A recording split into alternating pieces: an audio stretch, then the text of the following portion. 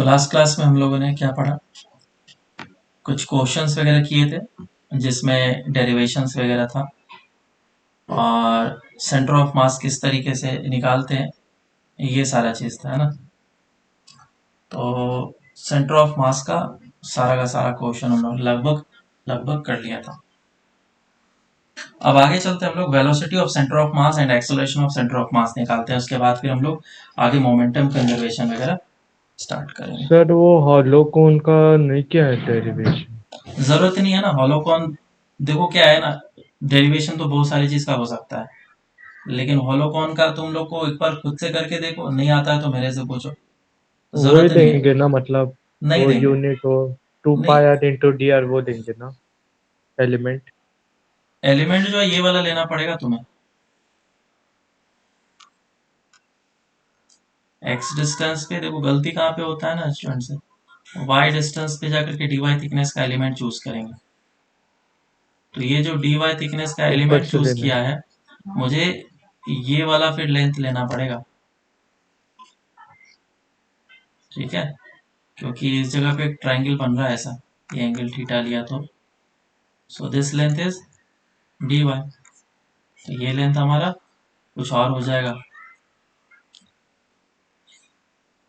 समझ में आया। हम्म। हम्म।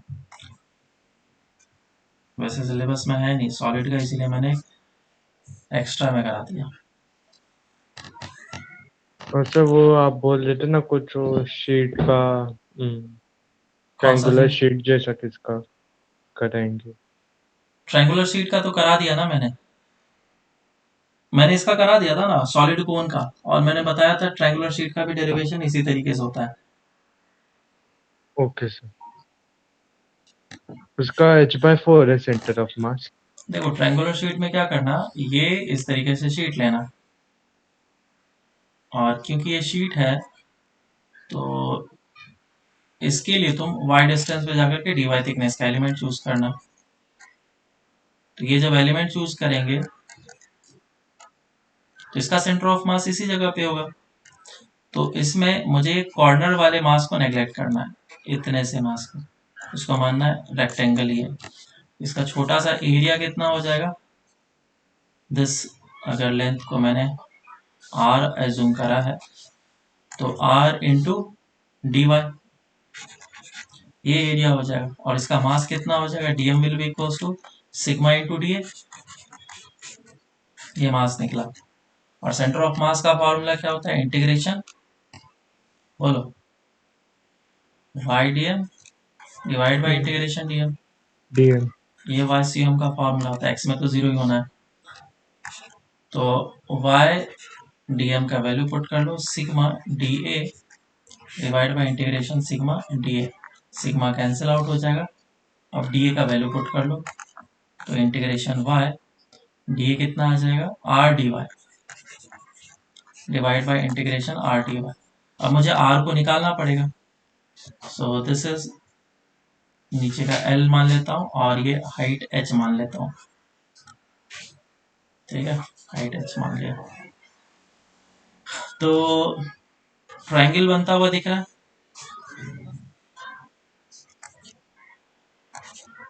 और ये सारा का सारा एग्जैक्ट कैलकुलेशन हम लोगों ने कोन में किया था, इसलिए मैंने बोला था इसका डेरिवेशन क्या है, सेम है, दोनों का सिमिलर है। टेन थीटा कितना हो जाएगा, r by y is equals to l by h, l by two होगा और आर बाई टू होगा, जब रेशियो लेंगे तो टू कैंसिल आउट हो जाएगा। तो जैसे r is a function of, मुझे निकल गया y which is l by h into y, समझ में आया। अब यहाँ पे पुट कर लेना है इंटीग्रेशन वाई, आर का वैल्यू कितना है, that is L by H into y dy divided by integration L by H y dy। Cancel out होना है, क्या क्या कैंसिल आउट होगा, L कैंसिल आउट होगा और H भी कैंसिल आउट होगा। तो ऊपर कितना है, इंटीग्रेशन y स्क्वायर dy और इंटीग्रेशन y dy, और इसको फिर आगे जाकर के इंटीग्रेट कर लेंगे तो इधर से ही आंसर आ जाएगा हमारा। तो जैसा कोन में हम लोगों ने किया था वैसा ही ट्रायंगुलर प्लेट का हमारा आंसर आता है। कितना हो जाएगा ये h/3 और बेस से हाइट निकालना है मुझे, तो कितना हो जाएगा h/3 आ जाएगा आंसर। चलो आगे चलते हैं।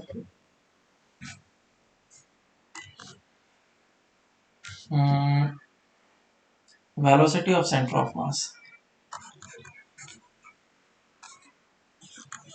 वेलोसिटी ऑफ सेंटर ऑफ मास।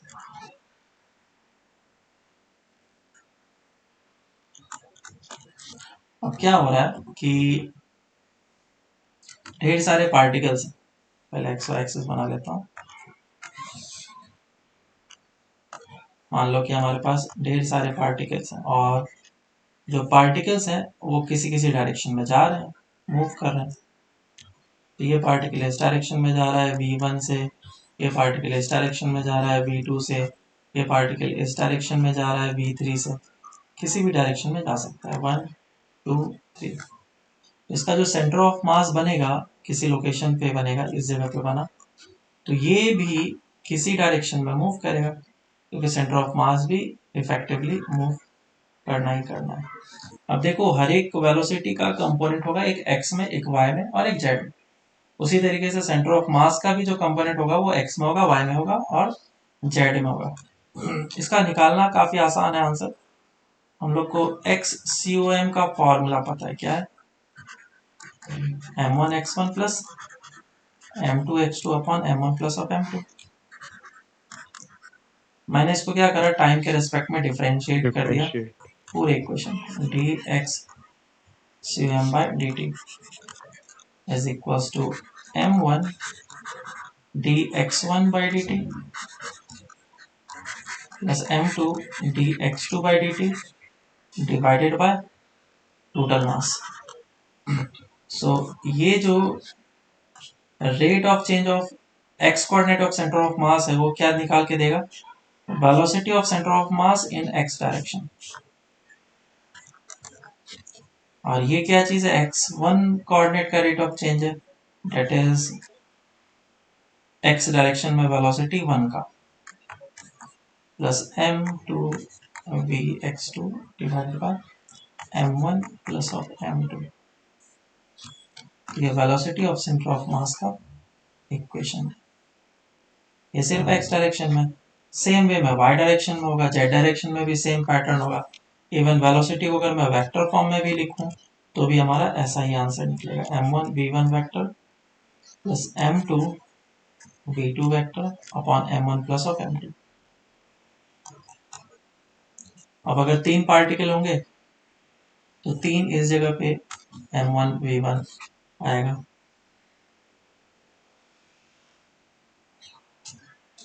ठीक है, this is velocity of centre of mass और ये सभी वेक्टर फॉर्म में, ये velocities are in their vector form.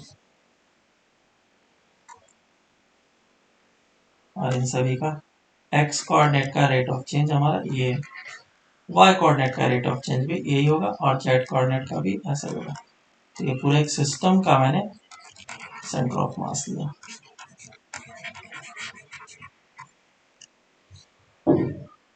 आगे चलते हैं हम लोग। तो वेलोसिटी ऑफ सेंटर ऑफ मास का फॉर्मूला इस तरीके से लिखेंगे। और भी चीज हम लोग इसमें बोल सकते हैं कि अगर वेलोसिटी ऑफ सेंटर ऑफ मास को इधर ही रहने दो और ये टोटल मास को मैं इस तरफ लेकर के आ जाऊं तो ये कुछ इस तरीके से बनता है, प्लस m3v3, है ना, जितने सारे होंगे। ये क्या चीज है, this is total mass into centre of मास की वेलोसिटी, मतलब कि this is the momentum of centre of mass. और ये क्या चीज है, momentum of each individual particles. तो p1 plus p2 plus p3 vector form है। तो मोमेंटम ऑफ सेंटर ऑफ मास क्या लिखेंगे, is the vector summation of each individual particles.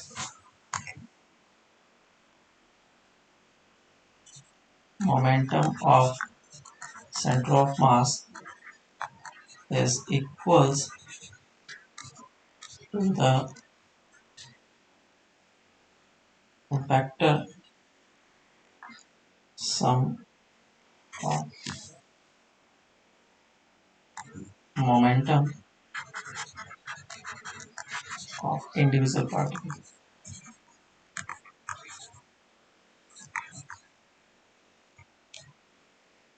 ठीक है, बोलो इसमें कोई डाउट है, किसी कुछ ना समझ में आया तो, नहीं तो फिर आगे चलते हैं हम लोग। आई थिंक समझ में आ गया होगा। समझा। हाँ? समझा। अब नोट में एक चीज डाल करके लिखते हैं कि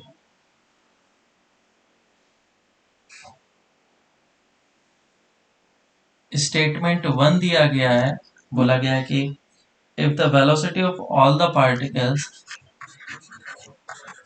the velocity of all the particles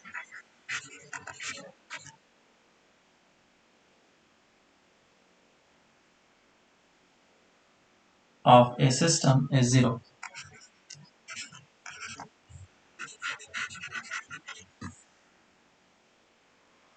is zero.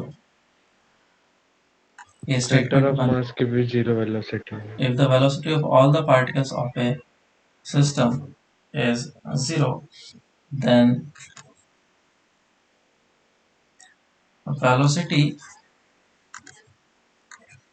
of center of mass of system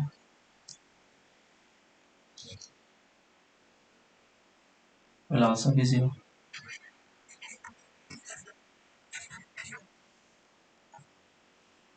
एक मिनट रुक जाओ, अभी तक आंसर नहीं देना है किसी को,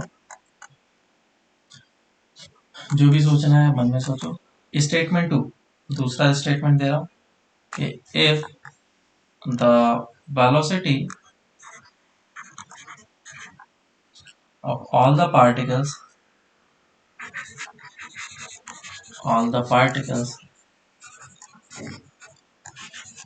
of system is not equals to zero,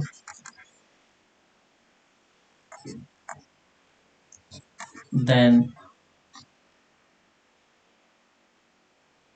velocity of center of mass of system will not be equals to zero.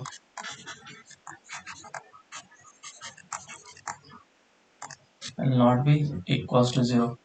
And statement third, if velocity of center of mass of system is zero, then the velocity of all the particles of system will be zero. चलो अब इसमें options दिए गए हैं A B C D करके, तो मैं options को चेक करना है और बताना है कि कौन सा करेक्ट है। बेसिकली स्टेटमेंट 1 ट्रू है या फॉल्स है तुम्हें ये बताना है, स्टेटमेंट 2 ट्रू है या फॉल्स है ये बताना है, स्टेटमेंट 3 ट्रू है या फॉल्स है तुम्हें ये बताना है। ठीक है, तो मान लो ये स्टेटमेंट ये दिया है, बी स्टेटमेंट ये दिया है, सी स्टेटमेंट दिया है, डी स्टेटमेंट दिया है नन। चलो सोचो उसको अच्छे से।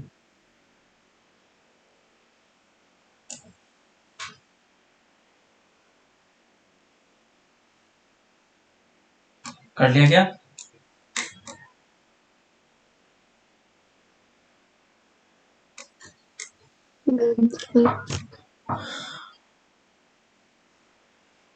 बताओ ए कितने लोगों को लग रहा है? ए किसी का आया आंसर?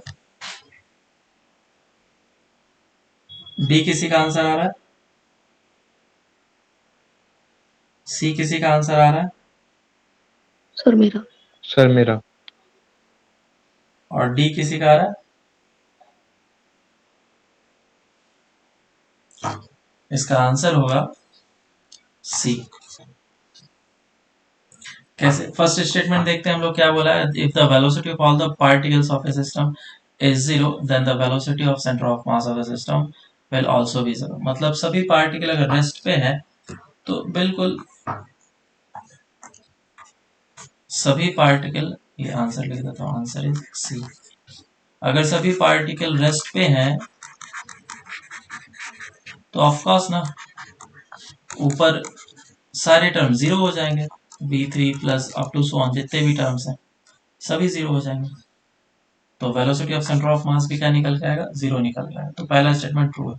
सेकंड स्टेटमेंट क्या बोला? If the velocity of all the particles of a system is not equal to zero.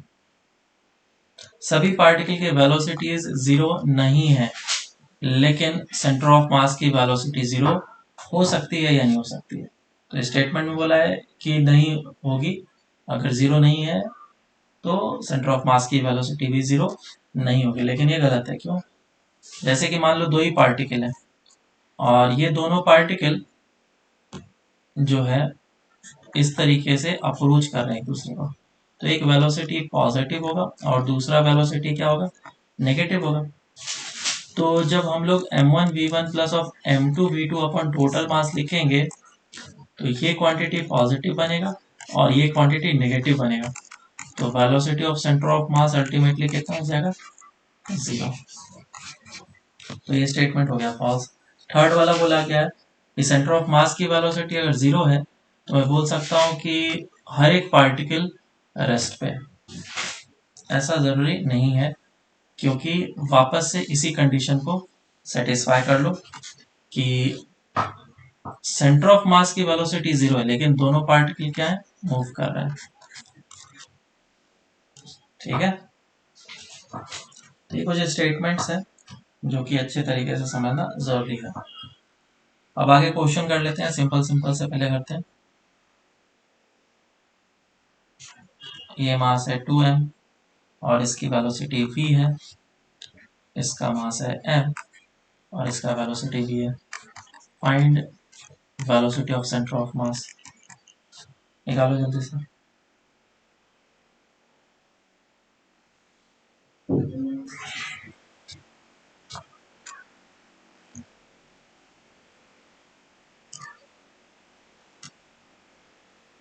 Done sir. चलो इसको करो। एक पार्टिकल है जो v वेलोसिटी इस डायरेक्शन में जा रहा है और ये v वेलोसिटी से इस डायरेक्शन में जा रहा है, तो सेंटर ऑफ मास की वेलोसिटी निकालो।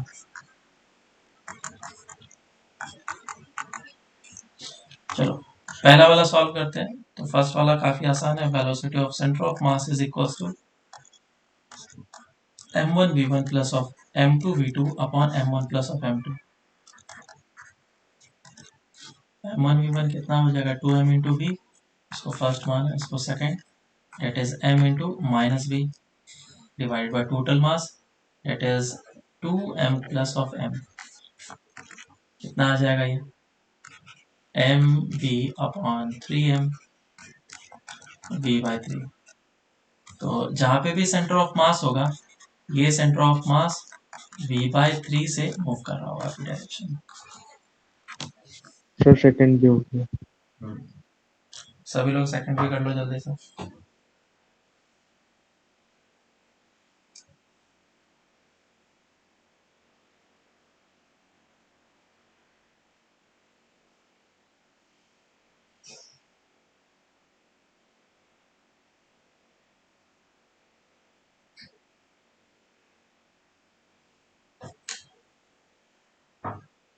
चलो सॉल्व करते हैं, थर्ड भी हो जाना चाहिए। जब इसको हम लोग सॉल्व करेंगे तुम्हें दिख रहा होगा कि इस पार्टिकल की जो वेलोसिटी है वो किस डायरेक्शन में है? वाई डायरेक्शन में। और इस पार्टिकल की वेलोसिटी एक्स डायरेक्शन में। मतलब y डायरेक्शन में पार्टिकल की वेलोसिटी 0 है, लेकिन x डायरेक्शन में v है। और 2m मास वाले के लिए इस डायरेक्शन में वेलोसिटी v है, लेकिन इस डायरेक्शन में वेलोसिटी कितना है? 0। तो अब मुझे फॉर्मूला लगाना पड़ेगा, velocity of centre of mass in x direction which is m1v1 plus m2v2 upon total mass. ये सभी के वेलोसिटी किस में होने चाहिए? x में। तो पहला पार्टिकल इसको लिया, दूसरा इसको। फर्स्ट पार्टिकल कितना वेलोसिटी x डायरेक्शन में? 0 है। और सेकंड पार्टिकल का नेगेटिव डायरेक्शन में, तो m into minus v divide by total mass that is 3m। So velocity of center of mass in x direction will be equals to minus of v by 3। y direction के लिए same way में निकालो, और y direction का velocity जो है centre of मास का, वो कितना आ जाएगा?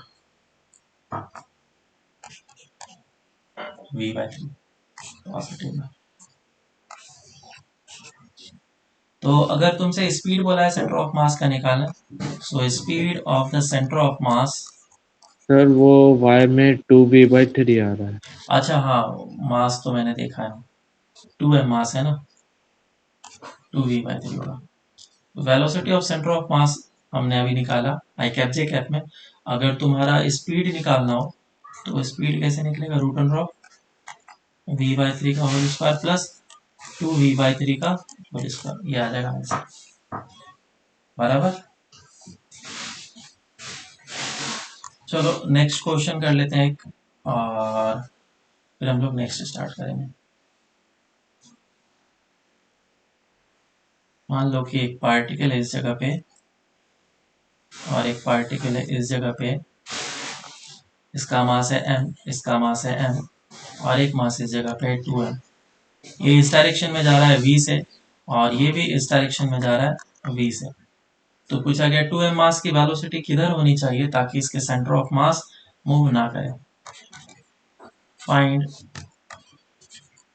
Speed and direction of a b c b such that velocity of center of mass is 0। Solve करो इसको जल्दी।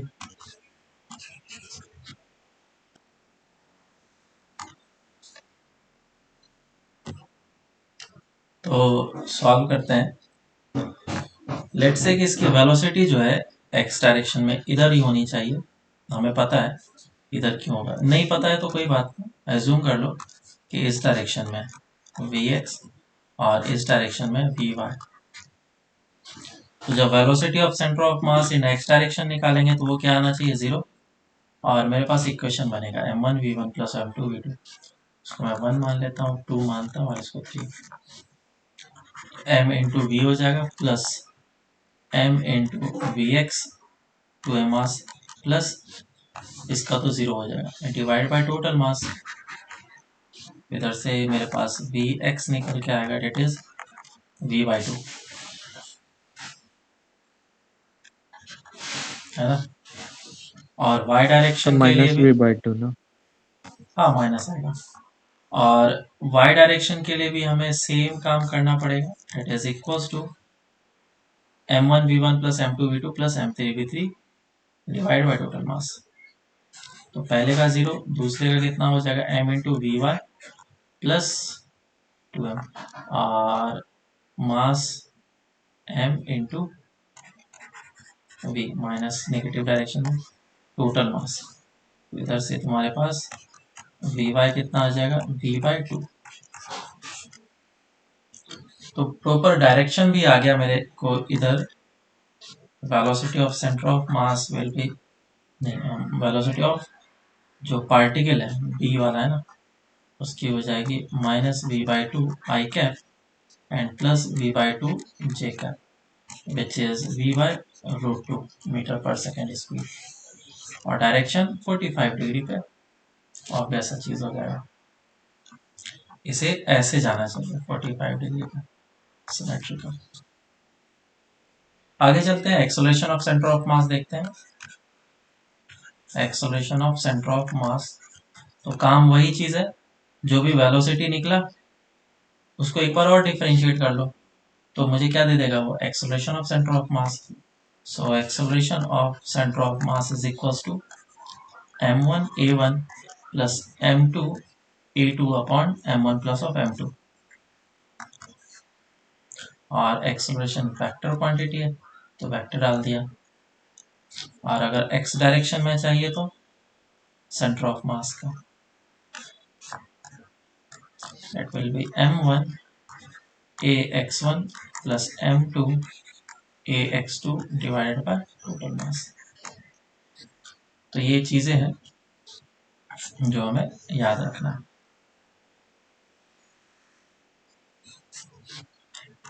अब इसको थोड़ा मैं मॉडिफाई करता हूँ इक्वेशन को, और तुम्हें दिखाता हूँ कि हम लोग इस फॉर्मूले को बेसिकली यूज कर रहे थे पहले से ही। कैसे, ये जो टोटल मास है इसको मैं इधर सेंड कर लेता हूँ, तो A C U M into M total, that will be equals to m1 a1 plus of m2 a2, ये हो जाएगा।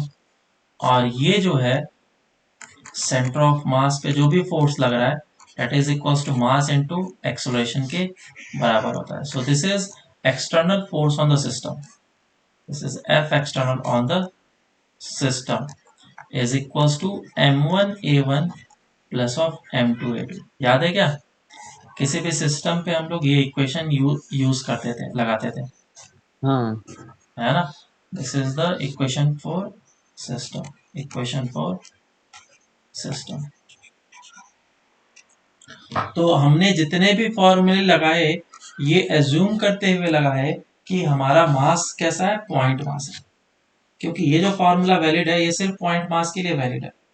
अगर हमारा पॉइंट मास नहीं होगा तो कैसा फॉर्मूला दिखेगा, acceleration of centre of mass will be equal to integration, क्या हो जाएगा, a d m divided by d m, ये हो जाएगा। और क्योंकि हमने पॉइंट मास एज्यूम किया है तो पॉइंट मास के लिए फॉर्मूला लग रहा है। तो जब हम लोग एनएलएम पढ़ रहे थे तो हमेशा क्या करते थे, ब्लॉक यूज करते थे और ब्लॉक के सेंटर ऑफ मास पे फोर्सेस लगाते थे, आया ना, याद आ रहा है क्या। हाँ हालांकि ब्लॉक बहुत बड़ा सा दिया रहता था, कभी ट्रायंगुलर होता था, कभी ऐसा शेप का होता था, लेकिन सभी को हम लोग एक पॉइंट मास की तरह एज्यूम करते थे, तभी हमारा आंसर सही आ सकता है, अदरवाइज गलत आ जाएगा। रोटेशन का इफेक्ट हम लोग को नेग्लेक्ट करना पड़ता था हमसे। आरबीडी में आएंगे तब फिर हमें इन सभी का चीजों का मतलब पता और अच्छे तरीके से चलेगा। चलो आगे चलते हैं। तो इसमें भी वही चीजें हैं, वही चीजें पूछी जाएगी कि लेट से किसी भी सिस्टम पे एक्सटर्नल फोर्स 0 है, तो क्या मैं हर एक पार्टिकल का एक्सेलरेशन 0 बोल सकता हूँ? नहीं बोल सकता हूँ क्या?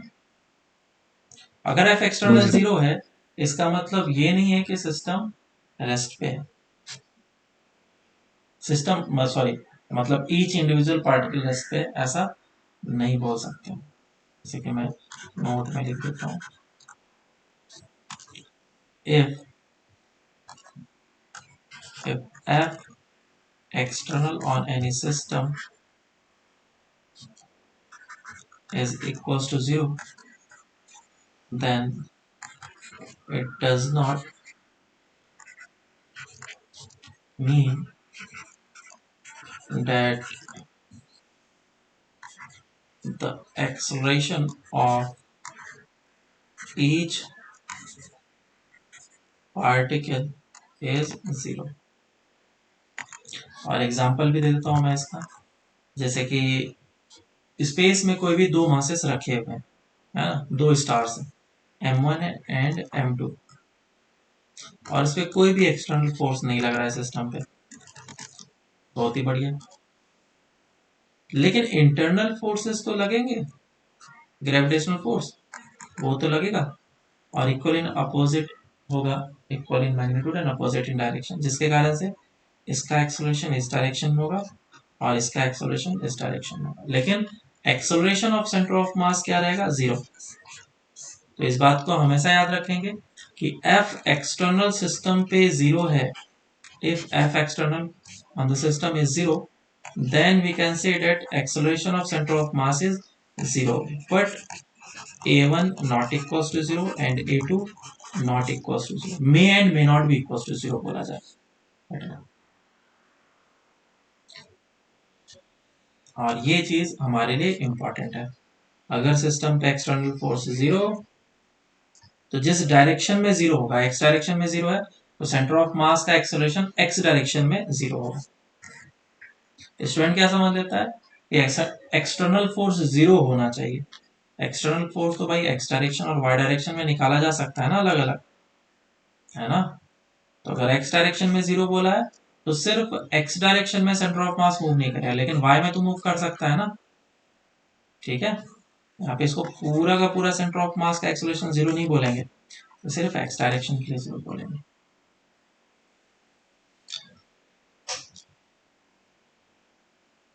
इसमें और भी एक चीज है कि अगर सिस्टम पे कोई एक्सटर्नल फोर्स नहीं लग रहा है, if no external force is acting on the system, then the kinetic energy of the system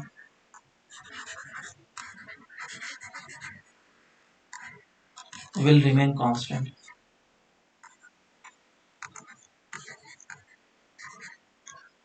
बोलो ये स्टेटमेंट ट्रू है या फॉल्स है?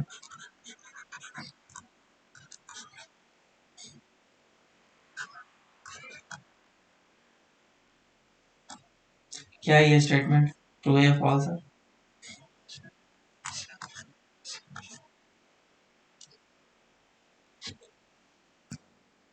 देखो, तो बहुत सारे सर पर लोगों आपने ने, बोला तो kinetic energy of the system, हाँ बिल्कुल बिल्कुल, पूरे सिस्टम। अभी भी वैलिड है। समझते हैं वापस से। अभी जो हम लोगों ने ऊपर एग्जांपल लिया ना, यही एग्जांपल वापस से यहाँ पे पेस्ट कर देते हैं। इसके लिए दो वापस से स्टार्स हैं जो कि रेस्ट पे थे। ठीक है, u is equal to 0, u is equal to 0, बराबर रेस्ट पे था, और इस पे कोई भी एक्सटर्नल फोर्स नहीं लग रहा था, दोनों मासेस हैवी है। क्या ये मूव करना स्टार्ट करेगा या नहीं? बोलो, मूव करना स्टार्ट करेगा या नहीं करेगा? हाँ बिल्कुल करेगा। वो एक दूसरे के करीब। एक दूसरे के ऊपर फोर्स लग रहा है, ग्रेविटेशनल फोर्स, और ये पास आ जाएगा। पास आ जाएगा तो इसके पास वेलोसिटी हो जाएगी v1 एंड v2। तो अब फाइनल काइनेटिक एनर्जी कितना हो गया? Not equal to 0। So final kinetic energy is not equal to 0। ये बात हजम नहीं हो रही है तो दूसरे तरीके से समझो। एक पॉजिटिव चार्ज है और एक नेगेटिव चार्ज है, और सिस्टम है, इस पे कोई भी एक्सटर्नल फोर्स नहीं लग रहा है, और इन दोनों का मासेस हो गए कुछ m1 एंड m2। तो इसका काइनेटिक एनर्जी इनिशियल कितना है? 0। रेस्ट पे था ना, जैसे रिलीज करेंगे तो अट्रैक्ट करने की कोशिश करेगा एक दूसरे को, पॉजिटिव नेगेटिव है, तो यहाँ पे पहुंचेगा तो इसके पास वेलोसिटी आ चुका है, तो kinetic energy not equal to 0। तीसरे तरीके से समझ लो, मैग्नेट है, north pole and south pole. अब तो अट्रैक्ट करेगा, है ना, रेस्ट पे रखा था, तो कौन सी एनर्जी इसको प्रोवाइड कर रही है? एनर्जी कौन प्रोवाइड कर रहा है? फोर्स तो लग नहीं रहा है, उसके कारण से वर्क तो हो नहीं रहा है। Magnetic force. तो यहाँ पे हर एक केस में देखो, पोटेंशियल एनर्जी जो है वो काइनेटिक एनर्जी में कन्वर्ट हो रहा है। हर एक जगह पे पोटेंशियल एनर्जी क्या है? काइनेटिक एनर्जी में कन्वर्ट हो रहा है। समझ में आया क्या? क्योंकि ये पोटेंशियल एनर्जी और काइनेटिक एनर्जी इंटर कन्वर्टेबल है। चलो अब आगे चलते हैं हम लोग। सर ऐसा भी सोच सकते हैं ना, क्या? ये दोनों का यानी velocity plus v minus v होता है तो फिर वो कैंसिल हो जाता है और वो एक्सेलरेशन 0 हो जाता है नेट सेंटर ऑफ मास का। बट काइनेटिक एनर्जी के केस में वो v स्क्वायर होता है तो फिर वो एक वैल्यू आ जाता है। वी स्क्वायर में तो हमेशा ऐड ही होगा, कभी उसमें माइनस नहीं हो सकता है। हाँ। लेकिन ऐसा भी तो हो सकता है ना, मैंने स्टेटमेंट में क्या बोला है? Remains constant.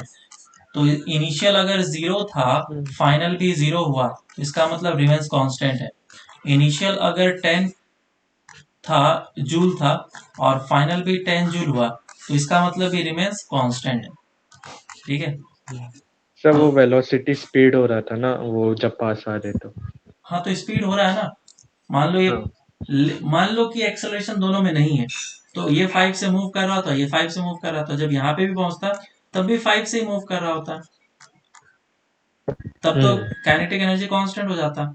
हम लोग हाँ माइनस तभी प्लस, कांस्टेंट है। इसमें पॉजिटिव लेते हैं, इसमें निगेटिव लेते हैं मोमेंटम के केस में, लेकिन काइनेटिक एनर्जी में ऐड हो जाता है। लेकिन एक्सेलरेशन है, इसीलिए ये अब 5 से बढ़ करके 10 हो जाएगा, बराबर, इसीलिए काइनेटिक एनर्जी हमारा बढ़ जाएगा। तो एक्सेलरेशन जब तक हम लोग प्रूफ नहीं कर सकते हैं कि हाँ दोनों का एक्सेलरेशन है, तब तक हम ये नहीं बोल सकते हैं कि हाँ काइनेटिक एनर्जी कांस्टेंट रहेगा या नहीं रहेगा। एज अ होल पूरा सिस्टम के लिए तो काइनेटिक एनर्जी कांस्टेंट ही रहेगा ना। सिस्टम का काइनेटिक एनर्जी कांस्टेंट कैसे रहा? इनिशियल काइनेटिक एनर्जी कैसे होता है, लिखते हैं हाफ ऑफ m1 आप v1 जो बता स्क्वायर। रहे हो पार्टिकल्स के लिए मतलब कांस्टेंट नहीं है। देखो, तुम बात तो समझो, काइनेटिक एनर्जी सिस्टम का कितना हो जाएगा? Half of m1 v1 square plus half of m2 v2 square. ये तो सिस्टम का काइनेटिक एनर्जी लिखेंगे, बराबर। अब क्योंकि इस जगह पे v स्क्वायर हो चुका है, तो ये टर्म तो पॉजिटिव ही बनेगा। काइनेटिक एनर्जी कभी भी नेगेटिव नहीं हो सकता। ये टर्म भी पॉजिटिव, ये टर्म भी पॉजिटिव, तो दोनों को ऐड करेंगे हम, कभी सब्ट्रैक्ट कर ही नहीं सकते, समझा सर। है ना। हाँ। सर मैं भी वही बोल रहा था। अब मुझे क्या पता इस पार्ट में डाउट है, ये तो एक कॉमन सा हम्म। चीज है, इस पार्ट में क्या ही डाउट हो सकता है। ठीक है, तो एटलीस्ट क्लियर हो गया कि हाँ ये चीज है, समझ में आ गया। अब आगे चलते हैं, हम लोग एक क्वेश्चन इस पे सेट कर लेते हैं। ये एक बिल्डिंग है और बिल्डिंग के ऊपर से एक आदमी ने इस बॉल को नीचे की डायरेक्शन में फेंका विद द स्पीड यू, और इस बॉल को, एक और बॉल है, इसको ऊपर की डायरेक्शन में फेंका विद द स्पीड यू। तो पूछा गया find the acceleration of centre of mass of two balls of the system. Solve.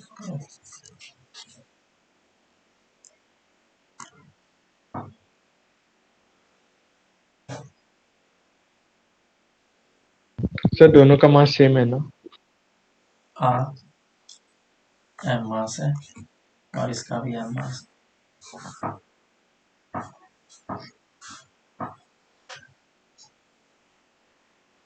0।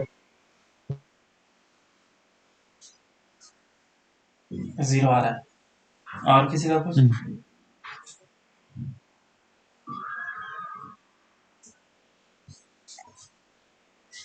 चलो सॉल्व करते हैं। एक्सेलरेशन ऑफ सेंटर ऑफ मास का फॉर्मूला क्या होता है?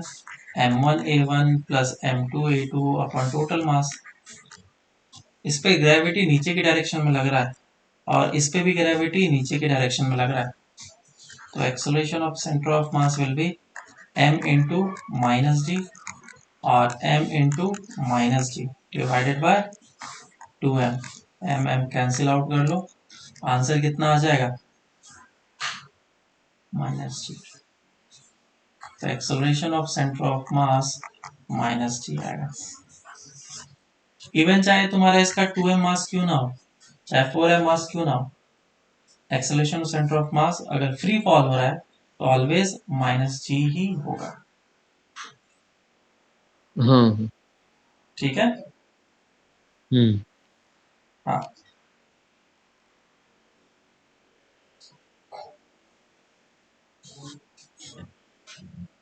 तो एक फॉर्मूला है, इसको हम लोग नोट में डाल के लिखेंगे, जिसको हम लोग लगा सकते हैं कि जैसे v is equal to u plus of a t लगाते हैं ना, तो वो एक इंडिविजुअल पार्टिकल के लिए भी लगा सकते हैं और सेंटर ऑफ मास के लिए भी लगा सकते हैं।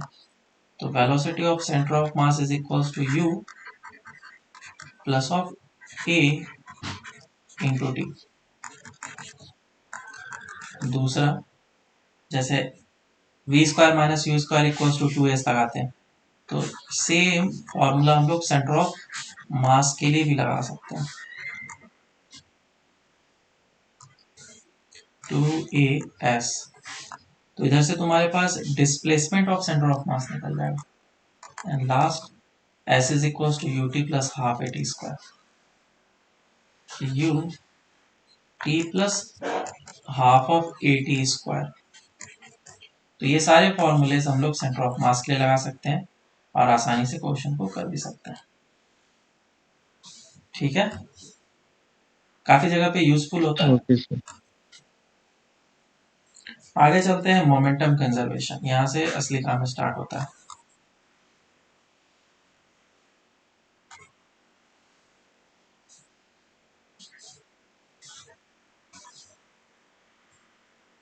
मोमेंटम कंजर्वेशन, सर 2 मिनट ही है। ओके।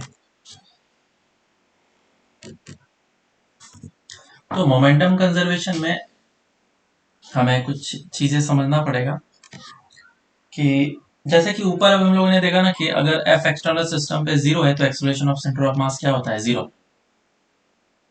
और अगर एक्सेलरेशन 0 होता है तो वेलोसिटी क्या होता है, कांस्टेंट होता है। तो तुम एक चीज यहां से भी समझ सकते हो, या फिर अब मैं इसका प्रॉपर डेरिवेशन बता देता हूँ कि मान लो कुछ सिस्टम ऑफ पार्टिकल्स है, ये सिस्टम ऑफ पार्टिकल्स है और सिस्टम ऑफ पार्टिकल्स जो है किसी किसी डायरेक्शन में मूव कर रहे होंगे, इधर मूव कर रहा होगा तो इधर मूव कर रहा होगा, इस तरफ मूव कर रहा होगा, ऐसे मूव कर रहा होगा, और इसके पास एक सेंटर ऑफ मास होगा। और मैं एक्सटर्नल फोर्स लगा रहा हूं, क्या कर रहा हूं मैं, लगा रहा हूं एफ एक्सटर्नल। ठीक है, F1 मान लो फोर्स लगाया मैंने इधर, F2 फोर्स लगाया और F3 फोर्स लगाया वेक्टर फॉर्म में। लेकिन F एक्सटर्नल 0 हो जा रहा है, मतलब F external on the system is 0 implies F1 vector plus F2 vector plus of F3 vector। अगर समेशन 0 हो रहा है या फिर तुम लगा ही नहीं रहे हो, दोनों केस, किसी भी तरीके से बस F एक्सटर्नल 0 होना चाहिए। अगर सिस्टम पे लगने वाला एक्सटर्नल फोर्स 0 है तो हम लोग मोमेंटम कंजर्व बोलते हैं। कैसे आता है, याद करो, F एक्सटर्नल अगर हम लोग सिस्टम पे लगाते हैं तो क्या rate of change of system हम लोग लिख सकते हैं, rate of change of system लिख सकते हैं। और तुमने अभी जस्ट बोल दिया कि F एक्सटर्नल है 0, तो तुमने 0 इज इक्वल टू क्या लिख लिया, dp by dt।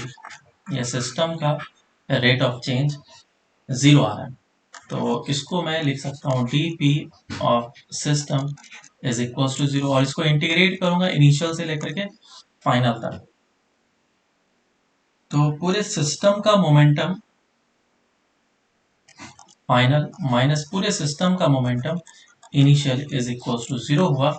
That means initial momentum is equal to final momentum. जब इनिशियल मोमेंटम और फाइनल मोमेंटम सेम हो जाए तो हम लोग क्या बोलेंगे, कांस्टेंट है और उसका वैल्यू चेंज नहीं हो रहा है। This is called momentum conservation, momentum conservation.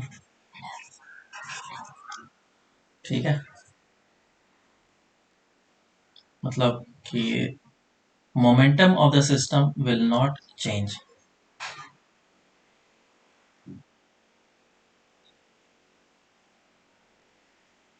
Momentum of the system will not change। अब क्योंकि ये P इनिशियल मैंने सिर्फ सिस्टम का लिखा है, तो इनिशियली मोमेंटम हो सकता है सिस्टम में 3 पार्टिकल्स हैं, तो ये हो जाएगा P1 plus P2 plus P3, और ये सभी वेक्टर फॉर्म में लिखे जाएंगे। और ये है initial is equals to P1 plus P2 plus P3, और सभी अब मोमेंटम चेंज हो गए होंगे, तो ये फाइनल स्टेट पर। तो initial momentum is equals to final momentum लिखा जाएगा। और इसको तुम ब्रेक डाउन भी कर सकते हो, एक्स डायरेक्शन में momentum conservation and Y direction में momentum conservation and Z direction, individual direction का भी मोमेंटम कंजर्वेशन किया जा सकता है। तो हमें ध्यान क्या रखना है, हमें ध्यान इतना सा रखना है कि एक्सटर्नल फोर्स सिस्टम पे जीरो है ही नहीं। अगर सिस्टम पे एक्सटर्नल फोर्स जीरो है एक्स डायरेक्शन में, if F external on the system is 0 in x direction, then the momentum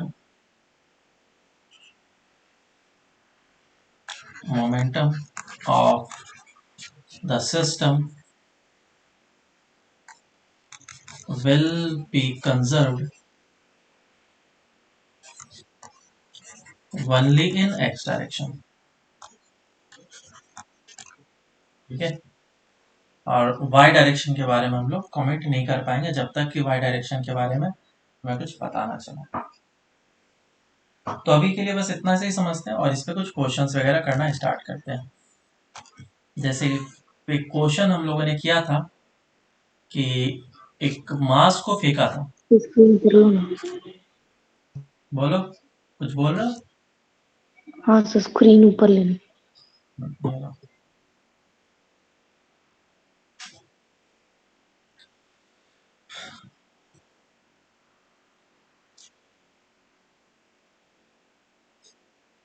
question मैं इस जगह पे ले देता हूँ।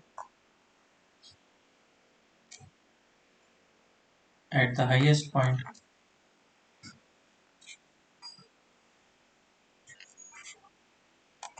होगा sir. Mass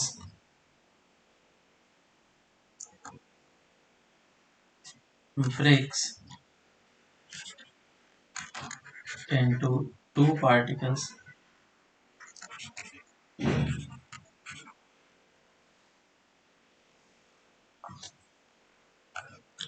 one mass is 3 times of other if lighter mass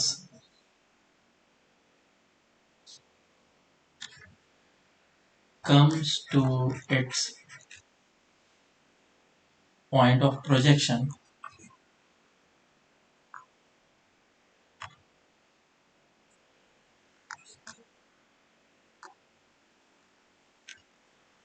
then find the location of bigger mass. Solve करो इसको।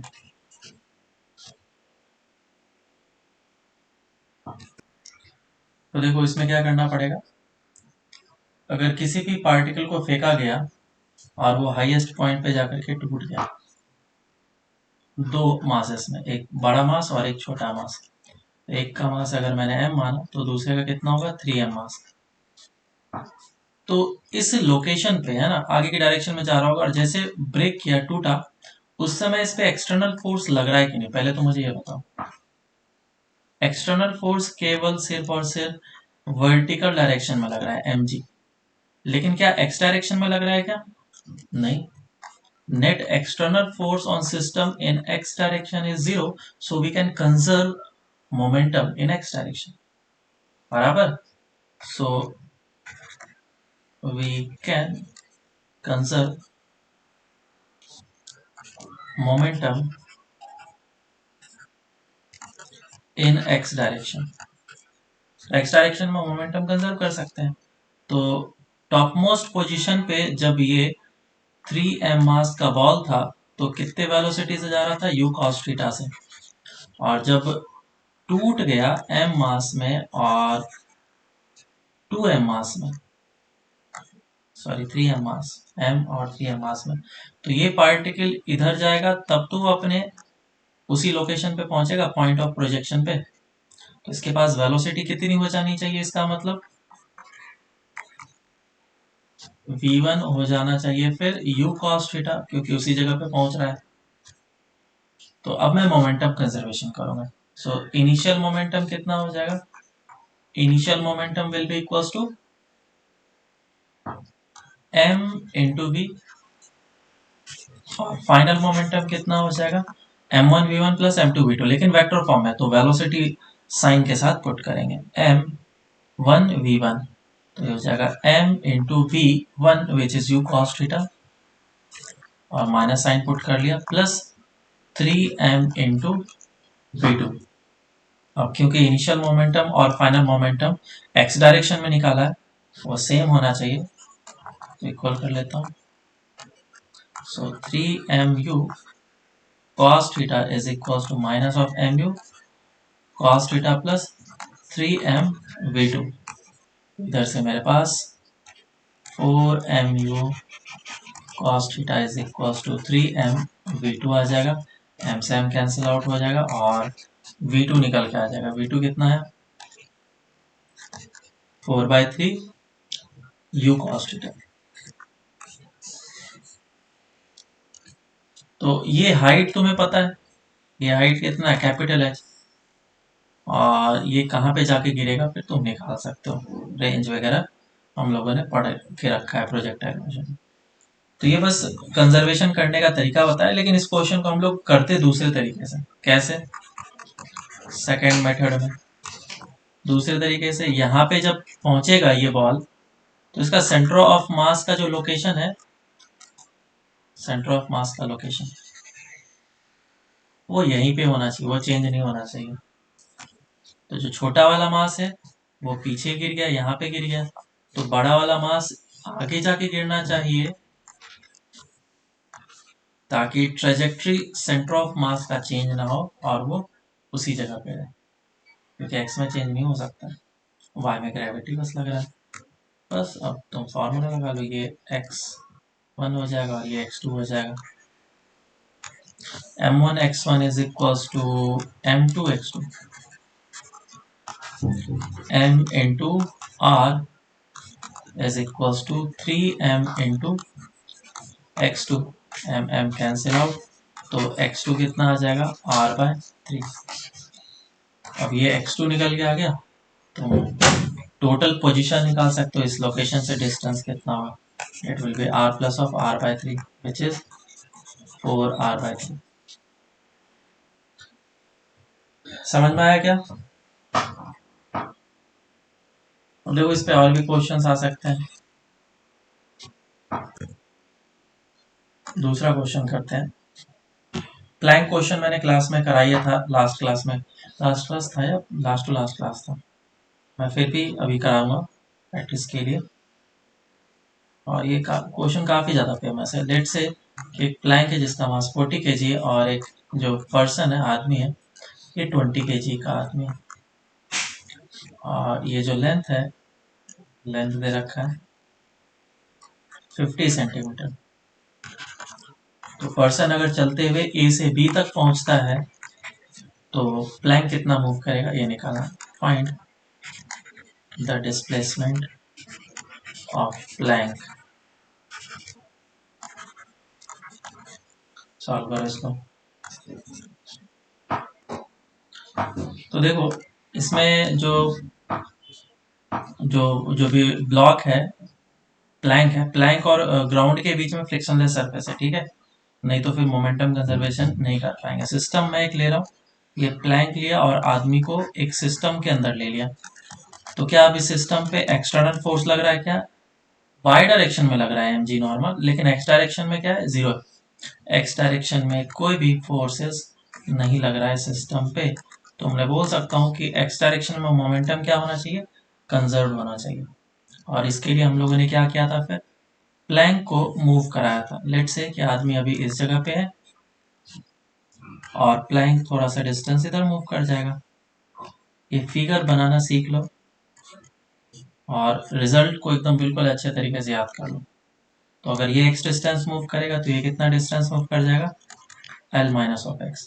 और मोमेंटम कंजर्व करेंगे, मोमेंटम कंजर्व करके हम लोग क्या बोल सकते हैं? Initial momentum is equals to final momentum, है ना? इनिशियल मोमेंटम और फाइनल मोमेंटम सेम होना चाहिए, मतलब अगर ये कुछ वेलोसिटी से मूव किया तो ये भी कुछ वेलोसिटी से मूव करेगा इस डायरेक्शन में। इधर से आ जाएगा इनिशियल मोमेंटम कितना? पार्टिकल के फॉर्म में m1 delta x1 plus m2 delta x2 is equal to 0 बोल दिया था। तो मोमेंटम कंजर्वेशन से हम लोग बोल सकते हैं कि सेंटर ऑफ मास का जो डिस्प्लेसमेंट होगा वो 0 होगा। तो इसको मैंने 1 मान लिया, इसको 2 मान लिया। m1 मास कितना मूव कर रहा है, that is I think mass m ले लेता हूँ इसमें। और कितना डिस्टेंस मूव किया है, पॉजिटिव डायरेक्शन में l minus of x move किया है। एंड m2 कितना डिस्टेंस मूव किया है, सेकेंड वाला प्लैंक x डिस्टेंस मूव किया लेकिन नेगेटिव डायरेक्शन में मूव किया, तो माइनस x पुट करना पड़ेगा और इसी क्वेश्चन को सॉल्व करना है। ml minus of small m x is equals to capital M into x. So capital M plus small m into x is equals to capital M and small. So x will be equals to small m l upon capital M plus small m. Values को put कर लेंगे, answer निकल करके आ जाएगा। मास कितना था 20 kg, length कितना था एल ही रख लो, और कैपिटल एम मास था 40 kg प्लस 20 kg। अब देखो इसका मॉडिफिकेशन है ना, ढेर सारे क्वेश्चन आते हैं मॉडिफाइड क्वेश्चन, और काफी बढ़िया क्वेश्चन। मॉडिफाइड क्वेश्चन क्या है, ये एक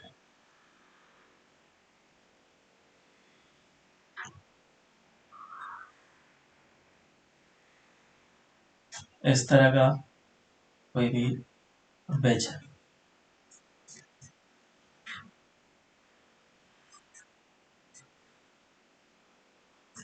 ठीक है, और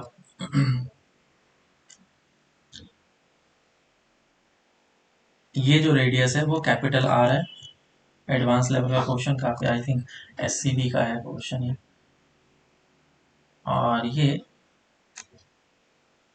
कैपिटल एम मास है और ये स्मॉल एम मास है, और इसका रेडियस स्मॉल आर है।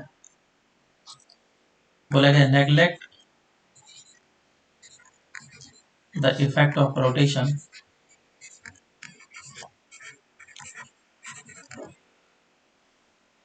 तो फर्स्ट क्वेश्चन पूछा गया, find the displacement of the ways if the block मतलब sphere reaches the lowest point, and second पूछा गया find the kinetic energy of the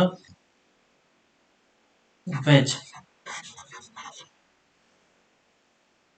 at that time। काफी बढ़िया क्वेश्चन, सॉल्व करो इसको।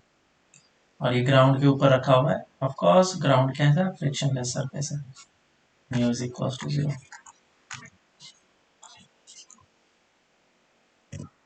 देखो सबसे पहले हम लोग को ये सोचना है कि क्या हो रहा है, सिस्टम को एनालाइज करो। कभी क्वेश्चन को सॉल्व करने का कोशिश मत करो कि किसी तरीके से आंसर मुझे मेरा किस तरीके से आएगा, वो तरीके से मत सोचो। सोचो कि इसमें हो क्या रहा है सिस्टम में, क्यों ये लेफ्ट साइड जा रहा है, क्यों ये राइट साइड जा रहा है, इसके पास वेलोसिटी क्यों आ रहा है, कौन प्रोवाइड कर रहा है। हर एक वे में सोचो, फोर्स के टर्म में, एनर्जी के टर्म में, हर एक चीज के वे में सोचो, तब तुम्हें उसका रीजन पता चलेगा। अच्छा लेफ्ट के डायरेक्शन में जा रहा है, क्यों जा रहा है, क्योंकि उसके ऊपर फोर्स लग रहा होगा। विदाउट फोर्स के किसी के पास वेलोसिटी आ ही नहीं सकता है। तो किसी भी सिस्टम को, मैकेनिकल सिस्टम को देखने का दो तरीका हो सकता है, या तो तुम फोर्स के फॉर्म में सिस्टम को एनालाइज करो, या फिर सिस्टम को तुम एनर्जी के टर्म्स में एनालाइज करो। तो कहीं कहीं पे अपन लोग फोर्स के टर्म्स में एनालाइज करते हैं, किसी किसी जगह पे एनर्जी के टर्म्स में एनालाइज करते हैं। तो अगर हमारे पास ये इस तरीके से सिस्टम है और ये नीचे जाएगा, तो ये इस डायरेक्शन में मूव करेगा। क्यों मूव करेगा, मुझे दोनों फॉर्म में इसको एक्सप्लेन करना आना चाहिए, क्योंकि इस पे अगर क्वेश्चन बनेगा टफ लेवल का तो इस लेवल पे बोलेगा कि बताओ नॉर्मल कितना लग रहा है, वो काफी बढ़िया क्वेश्चन।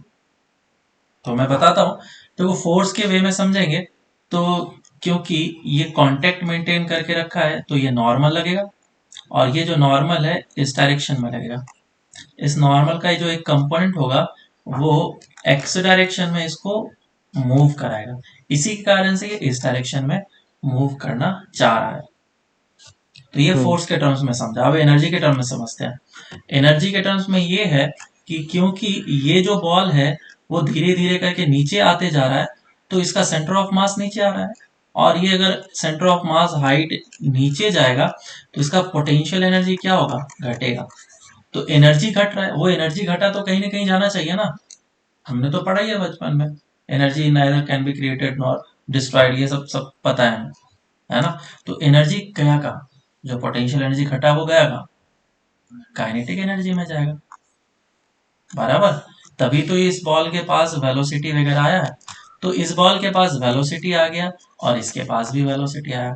अच्छा, काइनेटिक एनर्जी में जाएगा तो सिर्फ इसी के पास आ जाए, वो ये भी तो तरीका है, इसके पास आना जरूरी है क्या, बोलो। सिर्फ इसके पास वेलोसिटी आ जाए तो जितना भी पोटेंशियल एनर्जी लूज करा है ये इसके काइनेटिक एनर्जी में चला जाएगा। इसके पास वेलोसिटी आना जरूरी है क्या, बिल्कुल जरूरी है। क्यों, क्योंकि सिस्टम पे एफ एक्सटर्नल जीरो है। अगर सिस्टम पे एफ एक्सटर्नल एक्स डायरेक्शन में जीरो है, इसका मतलब ये है कि सेंटर ऑफ मास जो है वो एक्स डायरेक्शन में कहीं भी नहीं जा सकता है। मतलब acceleration of centre of mass in X direction क्या हुआ, जीरो। तो velocity of centre of mass constant होना चाहिए। तुमने अगर इसका वेलोसिटी जीरो कर दिया और इसकी वेलोसिटी है तो velocity of centre of mass not equal to zero हो जाएगा, जो कि पॉसिबल नहीं है। क्या हमने अभी इधर से पता चला कि सेंटर ऑफ मास की वेलोसिटी क्या है, कांस्टेंट है। तो एक एक तरीके से हमें हर एक चीज पता चल गया। अब देखो क्वेश्चन को करेंगे कैसे। मैंने बताया था कि ये वाला जो तरीका है प्लैंक वाला, ऊपर जो हम लोगों ने आदमी और प्लैंक वाला देखा तरीका, उसे याद रखना है, क्योंकि उसी पे सारा कैलकुलेशन हो जाएगा। ये जो मास है हमें बस इतना से देखना है कि इसका सेंटर ऑफ मास कितना डिस्टेंस मूव किया। क्या ये रेडियस आर है, बिल्कुल आर है। ये रेडियस स्मॉल आर है, बिल्कुल आर है। तो क्या सेंटर ऑफ मास से डिस्टेंस कितना हो गया, capital R minus small R. और जब वो इस जगह पे पहुंचा, इसका सेंटर ऑफ मास इफेक्टिवली कितना डिस्टेंस मूव किया, centre of mass effectively capital R minus small R distance move किया। इसको हम लेंगे प्लैंक का लेंथ, और ये है आदमी का मास, और ये है प्लैंक का मास। तो आदमी कैपिटल एम है, सॉरी प्लैंक कैपिटल एम है, और आदमी जो है अब स्मॉल मास है, और जो लेंथ है वो एल है। याद करो तो प्लैंक कितना मूव किया था, distance moved by the plank was capital M into L divided by capital M plus of small m। तो इसके लिए भी हमारा आंसर यही आएगा, बस वैल्यू को चेंज कर देना है। L का वैल्यू कितना है, capital R minus small r divided by capital M plus of small m। काफी आसानी से मेरे पास आंसर निकल करके आ गया। अब दूसरा काम करना है मोमेंटम कंजर्वेशन, क्योंकि ये नीचे आ चुका है बॉल, इस बॉल के पास कुछ वेलोसिटी होगा इस डायरेक्शन में, मान लो v1 है, और इसके पास होगा v2 वेलोसिटी। इनिशियली हर एक सिस्टम रेस्ट पे था, तो इनिशियल मोमेंटम कितना हो गया सिस्टम का, जीरो। लेकिन फाइनली सिस्टम का मोमेंटम इतना हो जाएगा small M mass small M v1, और क्योंकि ये नेगेटिव डायरेक्शन में जा रहा है तो minus of m into v2 होगा। सो m, अब इन दोनों को इक्वल कर लो, so m1 v1 is equal to m2 v2। इसे हमेशा याद रखना, अगर दो पार्टिकल है और इनिशियली सिस्टम रेस्ट पे था तो m1 v1 is equal to m2 v2 लगा लेते हैं, जैसे कि हम लोगों ने किया था m1x1 is equal to m2x2, उसी तरीके से ये हो जाएगा mv1 is equal to capital M v2, और इधर से किसी की भी वेलोसिटी तुम निकाल सकते हो, v1 या फिर v2 की। अब काम करते हैं हम लोग एनर्जी कंजर्वेशन। ये था हमारा मोमेंटम कंजर्वेशन। अब एनर्जी कंजर्वेशन,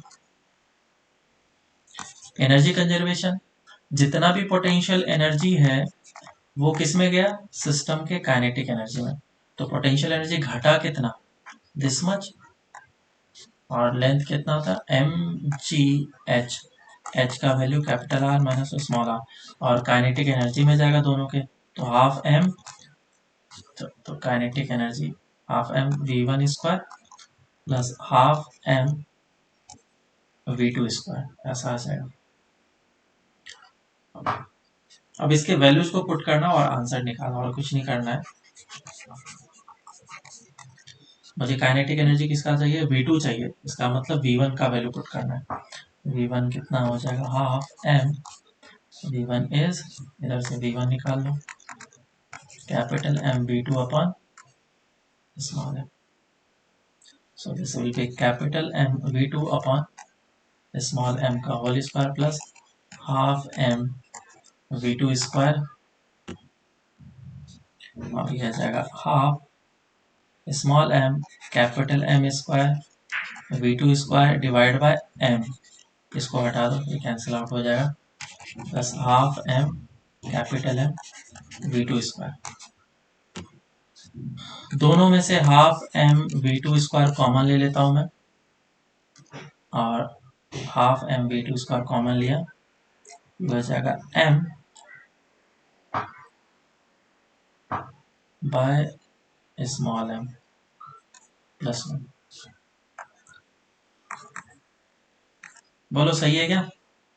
काइनेटिक एनर्जी निकल गया, देखो half of capital M v2 square is equals to mg capital R minus small r divided bye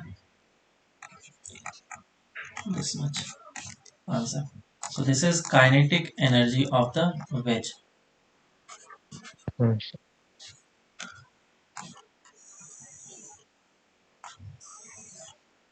तो हमें कॉन्सेप्ट पे ध्यान देना है। एक बार तुम्हारा कॉन्सेप्ट क्लियर हो गया, कैलकुलेशन बाकी बचता है, और उसको हम लोग आसानी से कर सकते हैं। नेक्स्ट क्लास में और भी अच्छे क्वेश्चंस देखेंगे, कुछ एससीबी के और क्वेश्चन है जो कि काफी बढ़िया है, उसको देखेंगे, और फिर हम लोग आगे बढ़ेंगे और स्प्रिंग मास सिस्टम देखेंगे। क्लियर है? एक क्वेश्चन और कर लेते हैं। क्वेश्चन ऐसा है कि एक प्लैंक मतलब कि रेल जो भी है, कार्ट है, और कार्ट के ऊपर एक आदमी खड़ा है। बहुत ही सिंपल क्वेश्चन। 50 kg का मास है इसका, और इसका मास भी, इसका मास 30 kg है, और अभी सिस्टम रेस्ट पे था। इस आदमी ने क्या किया, जंप कर लिया। If the man jumps to left, sorry right होगा, with the speed of 10 meter per second, then find the speed of cart। बताओ कितना आएगा आंसर।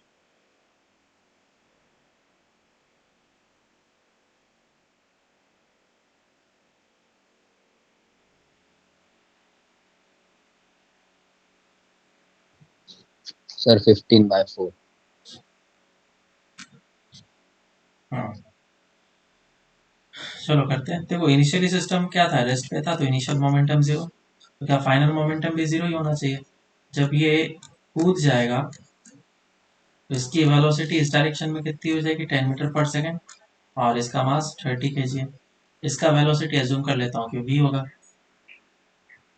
50 kg मास है, तो फाइनल मोमेंटम कितना हो जाएगा, 30 इंटू 10 माइनस, क्यों, क्योंकि इसकी वेलोसिटी निगेटिव है, इसलिए 50 इंटू v, और क्या इनिशियल मोमेंटम और फाइनल 6 आ रहा है। मोमेंटम 0 होना चाहिए।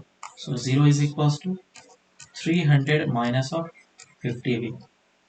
तो v कितना आ जाएगा 300 डिवाइड बाय 50, 6 मीटर पर सेकेंड आंसर है। ठीक है, एक और क्वेश्चन कर लो, ये भी एससीबी का क्वेश्चन है, सिंपल क्वेश्चन है मतलब। अब दो आदमी खड़े हैं, ठीक है, और ये मान लो 20 kg है और इसका भी मास 20 kg है और ये 40 kg का है। नहीं, ये पर्सन ए है और ये पर्सन बी है। तो बोला गया पर्सन ए जो है जंप्स राइट विथ 5 मीटर पर सेकेंड। ये फर्स्ट स्टेप हुआ। दूसरे स्टेप में क्या हुआ, पर्सन बी जो है उसने जंप किया, jumps towards left with 10 metre पर second with respect to ground. तो पूछा गया then find the velocity of cart. Solve करो इसको जल्दी से।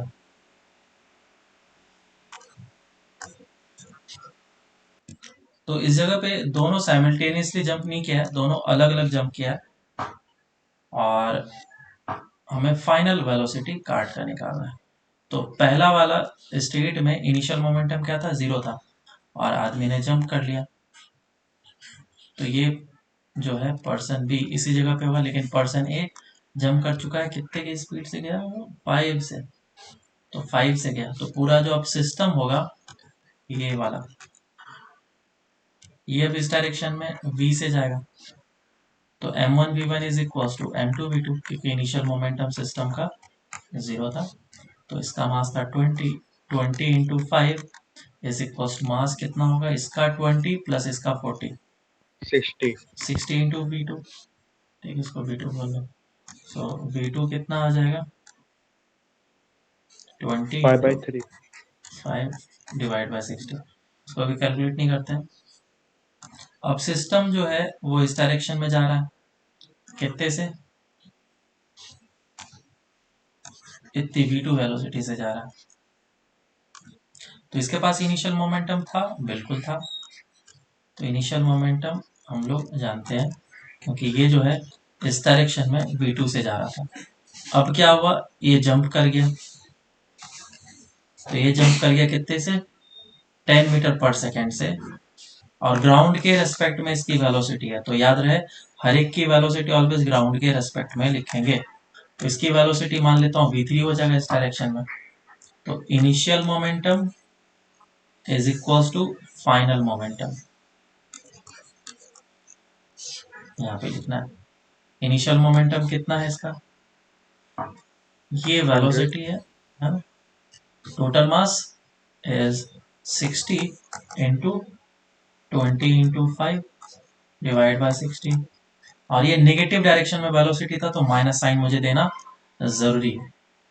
और फाइनल वेलोसिटी दिस का summation minus of 20 into 10 plus of इसकी पॉजिटिव डायरेक्शन में एज्यूम करा है मैंने, होगा किधर मुझे नहीं पता, एज्यूम करा है मैंने। तो अब देखो किधर आ गया, 60 कैंसिल आउट हो जाएगा, minus of 100 is equal to minus of 200 plus 40 into v3। So v3 कितना आ गया, बोलो, 100/40 5/2 है ना। और जो भी है आंसर लिख लेंगे, आ जाएगा। ओके। चलो ठीक है, फिर बाकी नेक्स्ट क्लास से करते हैं। और अब होमवर्क में सेंटर ऑफ मास का एक्सरसाइज 1 पार्ट 1 पार्ट 2 दोनों सेक्शन ए कंप्लीट कर लेना। आई थिंक बी भी कंप्लीट हो जाएगा। और सर्कुलर मोशन तो हो गया ना, एक्सरसाइज 2 कंप्लीट करा, डीपीपी कर लेना नेक्स्ट।